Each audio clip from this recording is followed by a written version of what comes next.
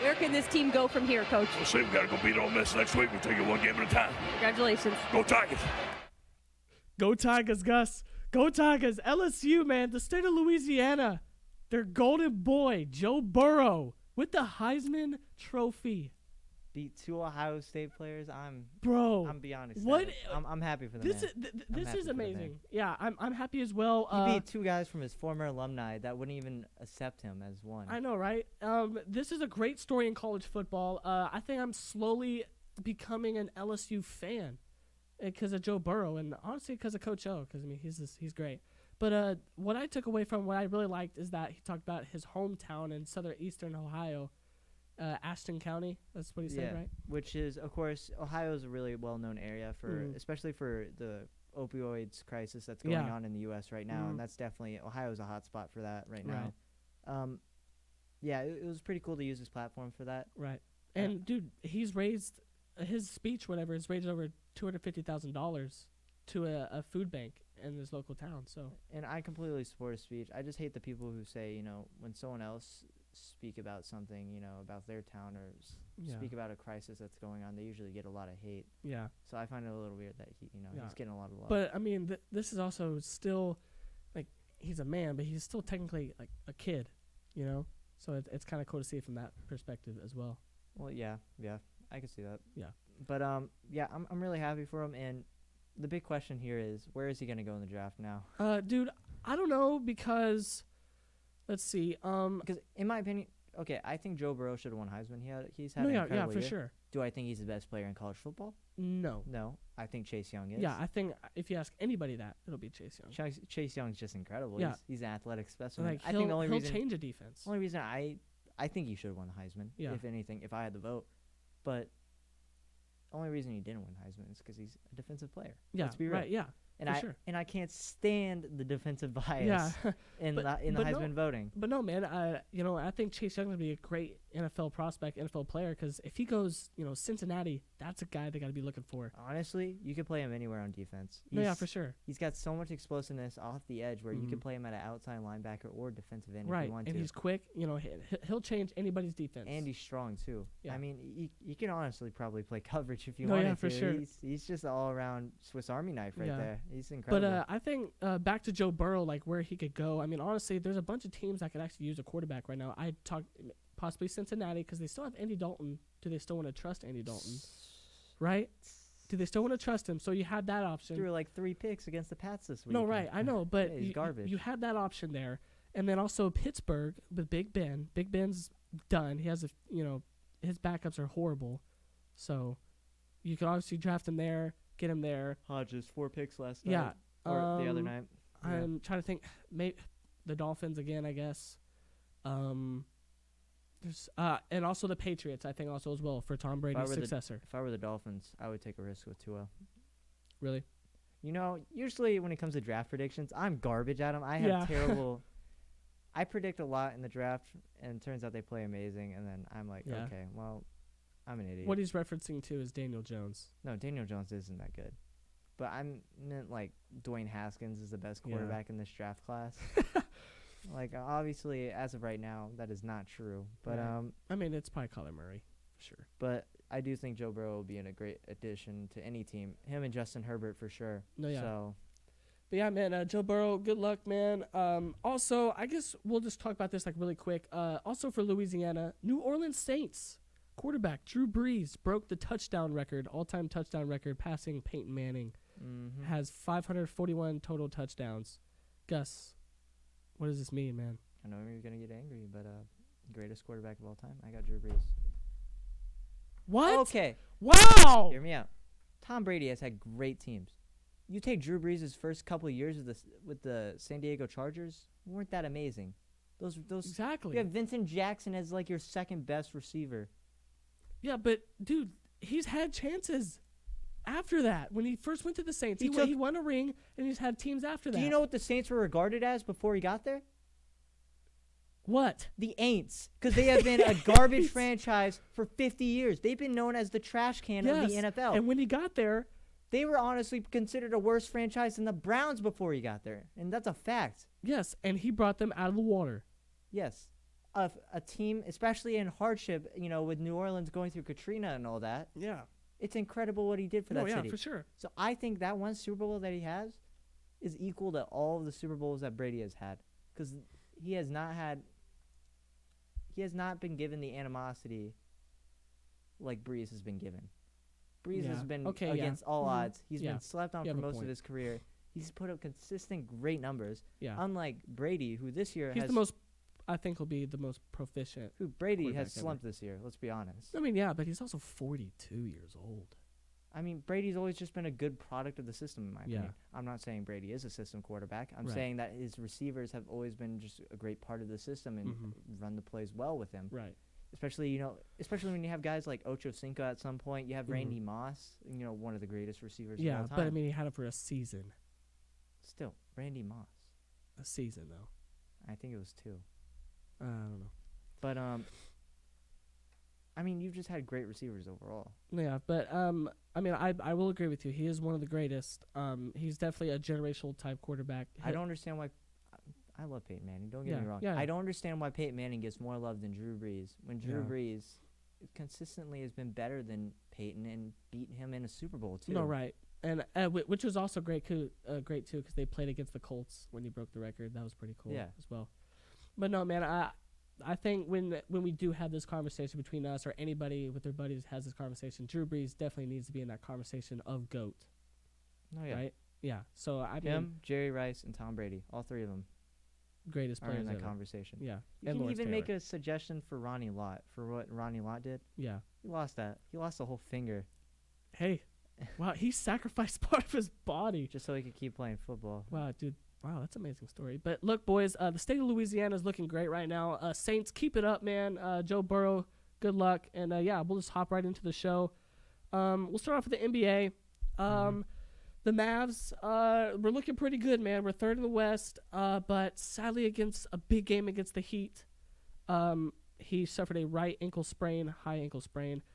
That was tough watching live, dude. I was like, oh my God. That scared me. It really did scare me. I was like, oh no. Please don't let it be a high ankle sprain. Yeah, and if you watch the game, it was bad because we struggled. Luckily, it wasn't a high ankle sprain. Yeah. Or else he would have been gone for, a month to a month and a half. But, of course, he was injured in that first quarter. However, this Mavs team is still... even though I put the headline on here, our headline here was Luka's injury is at the worst time possible, because we are on the worst 5-game stretch, one of the hardest in the league. I think it's our hardest 5 games of the year. No, it's the hardest 5-game stretch in all of the league. Okay. This just total this year. Right. We're going literally against the top 5 teams in the Eastern Conference. Yeah, this is insane. So of course we played the Heat, then we played the Bucks, who we played last night, and we got a big win over it. Really showing the supporting cast. Scared me a little at the end there because, even though I'm a Bucks fan, Mavs come first, of course. Yeah. And I was, of course, rooting for the Mavs. Right. So it scared me at the end when the Bucks are starting to come back, and even though they were up, down by 10 with they were down by 11. There was 34 seconds left. Yeah. And then, dude, they just came back. Giannis got that nice and one, and then I was like, oh my. And then Giannis missed the free throw. But yeah, man. I think he intentionally missed it just so he can get the rebound and shoot. Right. But I mean, and they did, but and then Porzingis. It's so underrated how people say he's not a defender, he's not a shot blocker. He's incredible blocking. I know. I've heard a lot of people say, "Oh, Porzingis can't do anything over there. He's tall. He can shoot over." What are you talking about? Salty Knick fans? Yeah, probably. Yeah. Yeah, because that would make sense. Because Knick fans just can't get over the fact that he's playing all okay. Yeah, right? But no, man. But this Mavs team's looking great, and another player that probably no one's ever probably gonna talk about is Seth Curry, not Steph. Seth Curry, man's going off these past 2 games against the Heat and the Bucks. 2 big games. Starting to look like his brother. Yeah, dude. I couldn't really tell the difference. He's lighting it up, dude. Look at the stat sheet. Yeah. Against Miami, he had 30. Yeah, and then he had 26 last night. Yeah, man. He's shown up big time. You give him the ball, I assume it's gonna go in. Him and Kristaps looking like Jason Terry and Dirk for a second. Yeah, dude. I like that. It was pretty nice, but yeah. I mean, yeah, we got to play the Celtics tomorrow. Yep, tomorrow. I'll be at that game. We got the Sixers after that, and then we got the Raptors on Sunday. Yeah.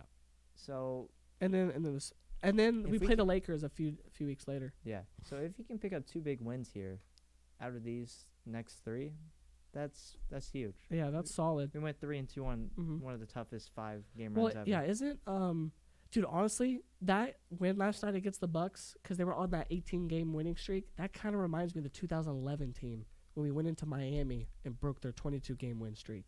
That was pretty incredible. Yeah, so that's kind of like a glimpse. History's repeating itself, okay? So don't get a little too excited. Look, I'm just saying. I felt that way about the Stars, but we're like seeing literally when I woke up and I watched the highlights this morning, I thought about that. I was like, whoa, that happened way back when. So yeah, man, Mavs, keep it up, boys. So yeah, we'll move on from the NBA. Going on to NCAA basketball. College basketball. Yep. A team that Gus says that's the best team in the country lost. I'm starting to believe in a curse on this show. Every time I give a praise to a team, every time they just go on this huge skid. Yeah. They just lose. I don't know what happens. Like, I don't know, man. So I really do think this Kentucky team's gonna just dominate. You know. Yeah. Thank you, sir. We'll see how that. Yeah. Hopefully the curse works and this team goes on like a 5-game losing streak. Dude, I really hope that doesn't happen. But Ohio State, yeah, they lost to the Minnesota Gophers. Yeah. 84-71. Marcus Carr, Yep. 35 points. Wow. I don't really watch Minnesota basketball, but no. I mean, they're always a tournament team, though. They've been in the past few years. Oh yeah, Yeah, they have. Yeah. Past 2 years. Mhm. Yeah, they get off to a really good starts and they kind of fall apart. Yeah, it's really just around the like, elite. But yeah, I mean that's the a first huge few loss, rounds. especially for an undefeated Ohio State team. Nonetheless, down by 13. Yeah, because dude, if you it's look incredible. at these, if you look at this, dude, 5, 6, 6, 7, like what is this? Like, need more help, dog. But well, you're not pointing out the 19 and 14 right there. Yeah, 23 to 67 or. Yeah, they shot terribly. Oh my god. But yeah, that was a big loss. We also had another big loss where they just received their 4th loss of the year, and surprisingly, UNC lost to Wofford. Wow. Wofford, you know, was that team last year in the tournament where they played incredible. They had that great shooter, Morris or whatever. But yeah, that's not even the biggest headline out of this. Anthony Cole, one of the top draft prospects, is out for 46 weeks. I really hope he does get better. He's one of my favorite prospects in the draft. Sure. Because I just think he has that raw, athleticism. He was playing solid. He was averaging, 19 a game? Yeah, he's so intelligent with the ball, too, where he knows, where to place it. Good IQ. Yeah, knows what to do. So it's hard to find in a basketball player nowadays. He's one of my favorite players going into the draft. So I really hope he does get better and back to his form. No, yeah, for sure. It'll be exciting to see him in the tournament. But yeah, boys. They make it. Yeah, if that. But look, man, it seems like every top team in the nation's losing. It's great suspension. What's the word I'm looking for? What is the word? Suspense. That's what I'm looking for. There you go, JD. Suspense. That's what I'm looking for. Great suspense. I was about to say. Yeah. What? I was struggling there. So yeah, boys. That concludes basketball. Let us know about the Mavs, man. What do you think about this next few game stretch? Can the Mavs do it and win big against the Celtics? Yes. And also, what do you think about Cole Anthony? In his draft stock. So yeah, moving on to the NFL. Let's talk about some Cowboys. The Dallas Cowboys had a big game this past weekend against the Rams. I think a must-win How about situation. them Cowboys? Yeah, how about them? Dude, we should have put that in the scenes. Nah, Jimmy Johnson. How about them Cowboys? Prefer Edo, but Yeah. But Gus, what were your takeaways from the game? honestly, I was so relaxed during this game. Actually, You know, you weren't nervous at all? my high blood pressure usually during Cowboys games goes from like, it goes from like a 120 over, 80, the normal amount. And then it skyrockets to like. I think honestly, every Cowboy fan's like calm until like the first 7 minutes from the first quarter goes by, and then after that we're stressed. It gets a little concerning, yeah. But yeah, we won this game 44-21. One thing that really did stood out for me from this game was the defense really stepping up, and another thing that also stood out was the running game. The running game looked immaculate. I mean, Tony Pollard just looked incredible running. No, yeah, and this hasn't happened since the 90s. Two guys rushing for over 115 yards, and it's great. And our O-line looked passionate out there blocking. Zeke looked angry when he was running. Even with the replacement of Suofilo instead of Williams, looked incredible. Yeah. I mean, he blocked amazingly. Yeah. I saw all these. I was concerned about the run going to the left side, especially with Tyron having a rough year with penalties. Right. It looked okay. Like I was. Oh yeah, man. Dallas, the offensive line definitely stepped up. But I kind of want to talk about this, Gus, in this instance, that Amari Cooper, where Where are you? I have a theory. One catch for 19 yards. I have a theory. All right. Hear me out. Okay, all right, here we go. Let's put on the tinfoil hats real quick. Okay. But I have a really big theory here where it also has to do with money and contracts. Okay. What if Jason Garrett or Kellen Moore was told to gear less plays towards Amari Cooper, and his contract is expiring soon? What if Jerry saw, the great season that he's having and says, oh, no, we're going to have to pay him a lot of money? Yeah. What if he's starting to gear away passes intentionally just so they can pay him less money? I mean, you have a point, but I just don't know if that would actually happen. Dude, that's some real drama right there. I don't know if that's going to happen, though. I haven't heard this theory from anyone else. This is all me. Yeah, and no, that's just that's my a great belief. conspiracy. Guys, leave it down in the comments. What do you think? Is Jerry Jones scamming, or Jason Garrett, Kellen Moore, are they scamming Amari out of his money? Because, I mean, dude, if they have to pay Amari, like, what's Dak going to be? Like, how can Amari go from, 150 yards receiving 1 week, and then the next 3 weeks goes to, like, 12 total yards? Yeah, dude, he had one catch, and he's had, like, I think four catches in, like, 2 games. He had an okay catch, or he had an okay game last week. He had that touchdown. But no, man. But yeah, obviously, and also I want to talk about the defense. As you said, they stepped up. Sean Lee looked like his old self, dude. He had a pick first since 2017, but looked like a young Sean Lee. Dominant Sean Lee. I remember one game against, I think it was the Lions a couple years ago. He had 2 picks. Yeah, and that performance that he had yesterday reminded me of that performance. Yeah, for sure. So. But yeah, man, the Dallas they looked dominant in that game, and just like Dan, how do you say his last name? He's on Get Up. He was the Lions quarterback.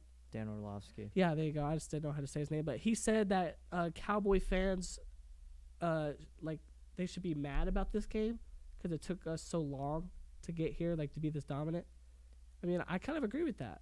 I respect Dan Orlovsky, but at the same time, I don't respect his opinions. He's made a lot of bad opinions this year, and it's kind of a joke. Oh, so, wow. That's going to cover our NFL segment. Okay, yeah, we'll move on to the Cowboys. Big game against the Eagles next week. Hopefully, we win the NFC East. Moving on, boxing.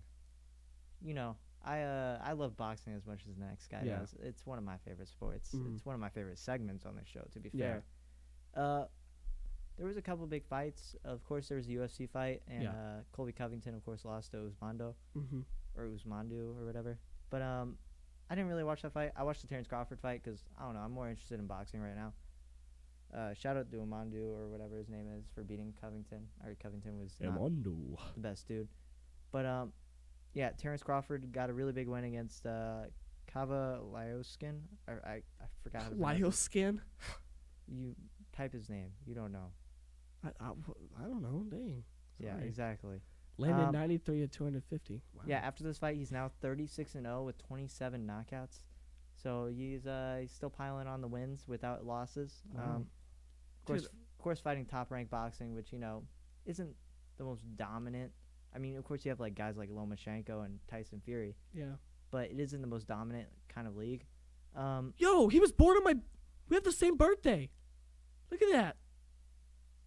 Yeah. I just noticed that. Sorry. Continue. I just had to point that out. Sorry. You scared me. Sorry, dude. I had to get your heart racing a little bit. But yeah, there was 3 knockdowns throughout the fight, and he had 2 knockdowns in that 9th round. And I was like, oh, the ref's about to call it. And what do you know? He called it in the 9th round, TKO.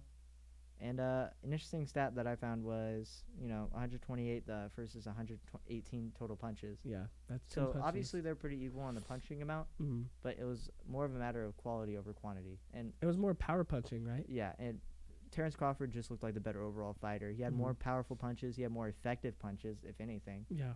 So, just a really big win for Terrence Crawford, and I enjoy watching him fight. Yeah, keep it going, dude. Undefeated. I like that. I guess our last segment of the day, MLB, surprising. Dude, the Texas Rangers, they're making moves this year. I'm actually excited, dude. They're actually trying to create something for this new stadium. We have just picked up the 2-time AL Cy Young winner, and also World Series appearance player. Hey, yeah. Corey Kluber. Kluber. Klubot. Yeah, wow, Klubak. No, call him Klubot because he's like a robot. Oh, my God. Yeah. That's actually really good, though. I like that. Yeah, that was his nickname in Cleveland. We received starting pitcher Corey Kluber for Delino DeShields, and who was the other player? There was somebody for the Miners. Yeah, it was a It was prospect. a young guy. Corey Kluber, of course, he's had a couple of injuries in the past year and a half, and he's been dealing with stuff. But I think this is a great trade. Yeah, I mean, he's a veteran guy. And for Delino DeShields, nonetheless, Delino hasn't really proved to me anything. Sure, he's always been seen as the young upcoming prospect, but that's kind of like looking at Dwight Powell still as the young upcoming prospect. Yeah. But I think every year Dwight gets better every year. I mean Delino's shown he shows signs. But show me some differentials in Dwight Powell's career. Dude, he's up in points and field goal percentage. Yeah, we're like 20 games in. So this happens every year. Whatever, guess. But when we go to the playoffs, you'll see. Anyway. Yeah, because Dwight Powell is gonna win Finals MVP. Okay, he might. Okay. Yeah. Thanks, though. I'd rather take Ryan Brokoff with those chances. Jerk. Yeah, Delino. Brian Scalabrine can win. But back to our point, Delino DeShields hasn't really shown much productivity. I mean, he's great defensively, and he's really fast at stealing bases. You know, he's been incredible in base running. Very entertaining. But just batting wise, he hasn't been impressive. There's been some points where he has had some errors in the outfield. Sure, that doesn't completely overshadow, his fielding abilities, but he's still, I don't know, he's still a solid defender. So, Cleveland, I hope you enjoyed Delino, and yeah, man. Look, Rangers. We'll enjoy Corey Kluber. Yeah, for sure, man. Because I mean, that's what we need. This is pitching. We have the offense. We have Gallo. That's really all we need. Now we have Anthony Lynn, Minor, and him. Nice. It's a pretty solid. I'm very confident with rotation. that. Those three pitchers. I like that. Especially Mike Minor too. After that season he had. But boys, that'll conclude the show. We'll move on to our last segment of the day: predictions. Week 17, game number 1. Oh my! Wait. First of all, you guys are gonna be really surprised about this week's predictions because, guess. Look at me. You suck. Hurry up. Fine. Hey, who's still leading right now? You suck, okay? Game number 1, Bills versus Pittsburgh, all right? I chose the Bills. They got the dub. Gus chose Pittsburgh. Game number 2, L.A. versus Miami. Of course, L.A. I think that was an easy one. And then Austin P. Yeah, Austin P versus Montana State. Montana State took the dub. I got that. And then our first golf prediction, Tiger Woods and something Thomas. Justin Thomas. Yeah, Justin Thomas, and then the guys from England, whatever. No, Matsuyama is not from England or Ann. Ann's from China, and Matsuyama's from Japan. Anyway, so versus those guys, Tiger Woods obviously won. And the last game of the predictions, OU versus Wichita State basketball. Wichita State took the dub. 5-0 sweep for Jackson Davis. All right, I cut it to a 2-point lead. It's 39-41. Gus up by 2. Are you scared? No, because you should be. I'm still up, dude. We got this. All right. I'll literally win this weekend, and then you're gonna be right back to where you were. No, I'm not, dude. Because the Cowboys about to get that dub, so I'm gonna get a point for that. We're not making predictions on the Cowboys game. Oh. And if you did, I would still predict on the Cowboys. Good. All right. Anyway, boys, so that'll conclude the Game Day Everyday episode 64. Gus, do we have anything else before we leave? Yeah. I mean, I'll give a shout out to the guys over at HBO for Diego Maradona documentary. I know I'm a little late on it, but finally watched it, and it's pretty incredible to see a player go from on top of the world to letting addiction kind of get a grasp on his life. So it was pretty kind of like a Josh Gordon type thing, right? It was a really cool documentary. I'll say that, and especially one of my favorites of all time. So. All right, man. Shout out HBO. All right, boys. We'll see you on Thursday. Hey, stay tuned. We might have a guest on Thursday. So, stay tuned for that.